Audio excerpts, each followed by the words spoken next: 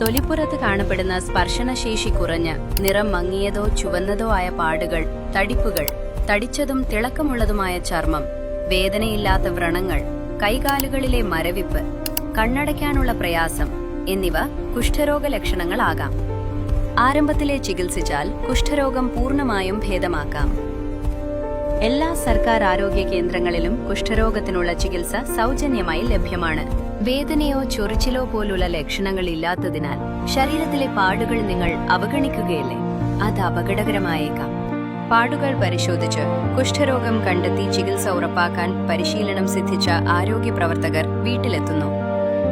പാടുകൾ പരിശോധിക്കാം, ആരോഗ്യം കാക്കാം. അശ്വമേധത്തോടൊപ്പം അണിചേരാം.